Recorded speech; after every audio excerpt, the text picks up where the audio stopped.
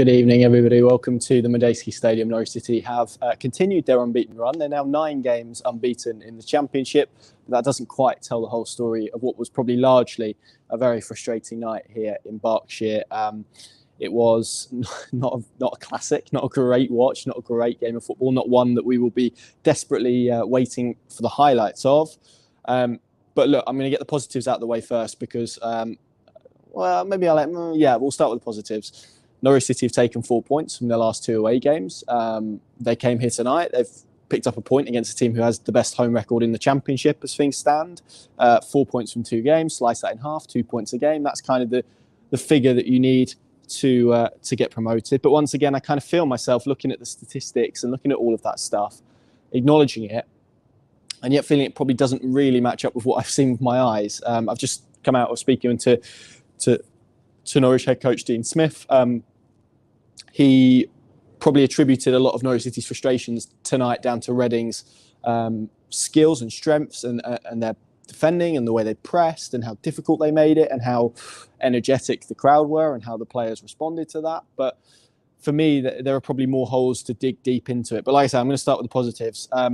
So Liam Gibbs, let's start with him because I think there's, again, similarly to kind of the narrative that I painted on Saturday, really, there's been a lot of talk about what Norwich City don't have in that area, or Isaac Hayden, or maybe players who aren't natural in that kind of 6th position, if you want to label it like that.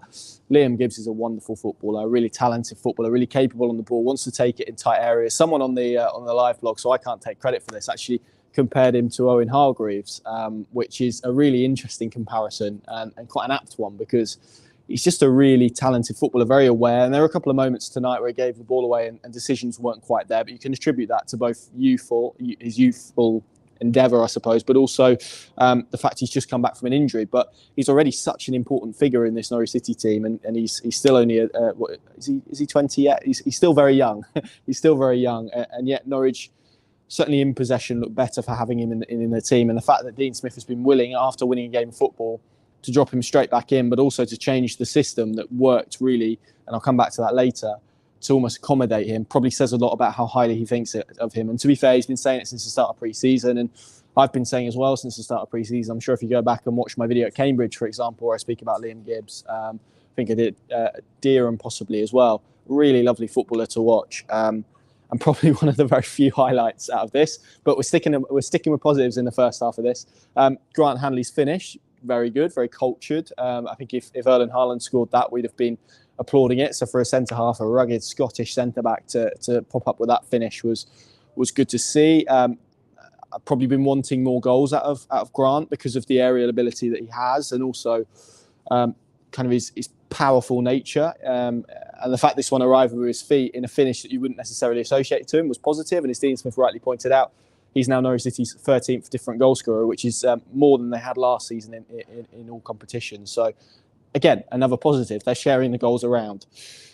And yet, and this is where I'm probably going to shift on to perhaps some of the criticisms that I have, just still that feeling in the back of my mind that something's not quite there. Something isn't, and something isn't quite right. And it's hard to put your finger on because, like I say, you apply logic to it. You look at the statistics, you look at the league table. Norwich are joint top now because Sheffield United were beaten by QPR tonight. They're getting points. They've taken 4 from 2 games, 2 very difficult away games. I would be hard-pressed to see any Championship side take 4 points from trips to Blackpool and Reading. It's an extremely tough division, and yet all of the numbers and all of the statistics don't really match up with what we're seeing with our eyes. And Norwich aren't pretty. They're effective. I think that's probably fair.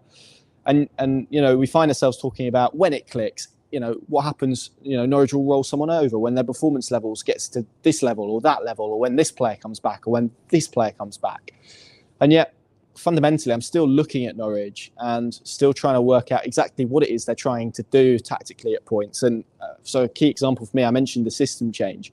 To go from a system where Norwich looked really, for parts of Saturday's game, certainly for the best part, which was that period before half-time, moved the ball effectively. It was the best play in possession. I think I said that on the video verdict at the time. There was a brilliant connect between the thirds. They managed to progress the ball with real success. They were creating opportunities. They looked dangerous every time they were coming forward. It looked like they were going to create a goal scoring opportunity. They had zip. They had swagger. They were good to watch actually in their attacking phases on Saturday. And then you come to a place like this, and I just felt they were overly cautious. I felt the system that Dean Smith deployed was, put an extra man in midfield. I just felt it probably gave a little bit too much respect to Reading and probably played into their hands a little bit, because Norwich had 66% possession here tonight, made over 600 passes compared to Reading, who made just over 300. So almost double the amount of passes. And yet a lot of it was very ponderous, very ineffective. They had the ball, but not really in good areas. They didn't make good choices. There were points where they just needed to be a little bit patient with it, and they would try and force something through, or they clip a ball over the top when there probably wasn't a runner, or there was a lack of communication between the runners, and they lacked fluency in their possession. And if you want to come to places like this, and Smith, I did ask Smith about the formational change, and he kind of put it down to the lack of control they had on Saturday. But yes, they had more of possession, but they did less with it than they did on Saturday, where they had a kind of conduit in Aaron Ramsey, who just occupied those central areas. His movements opened space up for Pukki. Pukki's movements opened up space for him. It just felt in that central area that you had Teemu Pukki dropping deep a lot of the time. Josh Sargent comes quite central because of the nature of his position. Aaron Ramsey, I felt, struggled on the left tonight. And you have all of those players congesting what is quite a tight area, whereas on Saturday they managed to kind of extract that and broaden Blackpool's shape out. And they didn't do that in the same way. They didn't play with the same purpose or with the same intelligence. I felt it just felt quite slow, ponderous. It was quite tough to watch at points, actually, them trying to move the ball. And for me, it all feels quite structural issues, because I've spoken about this before. It feels to me Norwich are a problem-solving team. They adapt probably to the circumstances. They're almost like a lizard, if you think. One week they could have spots, and the next week they can be green, and they can kind of adapt to the situations they're in. But tonight, it didn't feel like they adapted quick enough. There was a sluggishness to their play, and a lot of these players have been on international duty. Marcelino Nunez, for example, has been here, there and everywhere playing for Chile. He comes back, brilliant performance on Saturday. It's almost the hangover, the second one, that then becomes the toughest, and probably another sign of perhaps how he hasn't fully adapted. So I think tonight, and how you view tonight's result, may well depend on how full your glass is, because you can look at all the reasons that I gave in the first half of this video and talk about how Norwich have taken 4 points from 2 away games, how they're joint top of the Championship, how Smith and his team are getting the job done.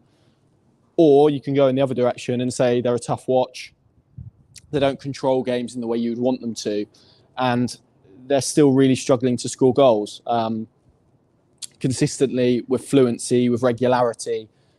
The wing backs don't join in at the points they should join in, and they do join in when probably they need to back off and give them a little bit of space. So just feels a bit muddled, and actually that contrast is a really tough one to get your head around, because everything tells you that this is fine and this will persist, and maybe it will. And I spoke on Saturday about maybe we just need to reframe the debate around this Norwich City side, but the fact these performances continue, it's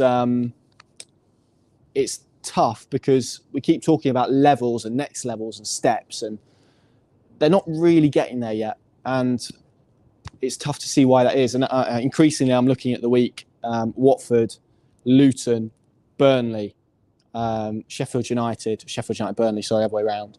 That's a big week. That's a big 4 games probably where we're going to really assess against some really good teams at this level what Norwich City are and what they could be, because to put it plainly, they really struggled tonight with what was a relatively basic Reading team. And I mean that with all due respect, because they did something, they found that it worked, so they did it all night and caused problems, and that was a long ball up to Andy Carroll. He flicked it off, and Hoylett really caused problems, kind of buzzing around a little bit. And they struggled with crosses, and and that's not to do a disservice to Reading, because I thought it was a committed performance. It was a good defensive performance. They were narrow, they suffocated Norwich in central areas, and that coupled with probably Norwich's system made that a very stodgy game in possession to watch. And I think it's easy for you to maybe attribute possession and say Norwich had 66% of possession, therefore they were in control of this game.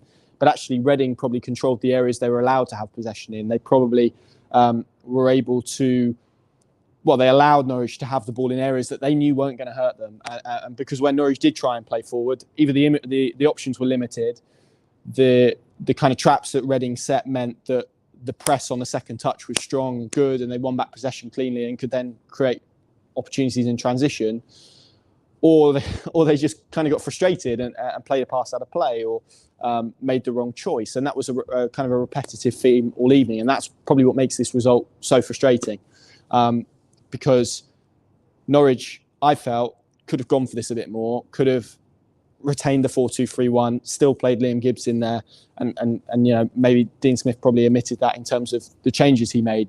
Kieran Dow came on, Sinani came on, he did change to 4-2-3-1, but at that point, the game was kind of set. The game state was set. Reading were content with a point. I got the impression Norwich were quite content with a point, actually. Again, another week where I don't really feel like I've learnt much new about Norwich, and that's a really interesting one to look at. The Reading goal, Jeff Hendricks scored it. It was a volley from range. I haven't seen a replay. Must admit, in real time, I felt Tim Krul should save it. I might watch a replay and think that's the harshest statement ever. It did come through quite a few bodies, and I think swerved a little bit, but that was my first view, to be completely honest. I haven't, again, must stress, I haven't watched it back. Yeah, it's just interesting because at the moment, and I'm kind of back to this dilemma, and people will shout at me for it, I know they will, and it's fine, and go, Connor, Norwich are second in joint top, actually. They're second in the division on goal difference, same amount of points as Sheffield United. But I just can't get rid of this nagging feeling in my mind that something just isn't quite there, something is missing at this moment, and results like that reinforce that. And I think the way they play, and because they're not the most entertaining to watch, when they drop points, I think often it maybe looks worse than it is, because if you play the way Norwich play, you have to win games, because if not, fans almost won't accept it. I think that's probably the best way to put it. But at the same token, if it gets results, it's tough to see why Dean Smith should change that. And this is the dilemma and kind of the arm wrestle that Norwich City are in at the moment. And, I've said this before, but I think this month will hold answers as to what Norwich City are and what they will be this season. And frankly, this did not look like a game between the team, obviously going into this game, Norwich second in the league and Reading in third. It looked like a relatively kind of top half, mid-table-ish clash. And I don't mean disrespect to any of those teams. It's probably a reflection of the overall quality of the Championship. So yeah, probably a night that has thrown up more questions than answers again after, what was, I felt, a real step forward on Saturday. And now we've got Preston on Saturday to come. And obviously the schedule, then I think that's the only midweek. Next week, Norwich don't have a game this month. So it's coming thick and fast. We are going to find an answer, I believe, before the World Cup break in terms of Norwich City and what they are. But that result probably has done little to help find answers or find clarity or find reassurance in that. And I suspect the debates will rumble on in the days ahead. I think it's going to take a big performance, a real noticeable shift of the page, but a consistent turn of the page for us to start framing that debate in a different way. Norwich fans were sat there. 1,800 of them, brilliant effort on a Tuesday night. They had a drum. Reading fans had a drum. That was all very fun. If only Norwich's performance contained as much energy as their fans did at the time. But in truth, not a great game of football. Point of fair reflection. 4 points from 2 games. Ultimately, how full's your glass? That's probably the question we're leaving this, and how you reflect on that one. And ultimately might be a game that we look back on in a couple of games' time if Norwich have won a couple and say, actually, that's a really handy point. And equally, it might be the one that we look at and says, right, well, that was kind of obvious where they were, and it's been obvious before that, but maybe this is the one that has kind of pushed the block out of the Jenga tower, and that's the one that makes it fall. This is what I mean. So many questions. This has posed more. I'm going to sign off and go and write up some Dean Smith quotes. You can, of course, read them on pinker.com, as well as all of the content around this evening. There's a podcast up from the weekend, outdated a little bit by tonight, but some good conversation in there. We chat about whether it's time to reframe the discussion around Norwich City. You can watch that on our YouTube channel, or you can get it on your favoured podcast place. There's a Pinker Plus app, of course, as well. If you haven't taken a trial app for that, please do so. We'll have some player content and stuff in the morning. Chris Sutton's column to come on Thursday morning as well. It's late, it's cold. I'm going to go and try and find something to eat because I'm quite hungry. Thank you very much for watching. Have a good evening. See you soon.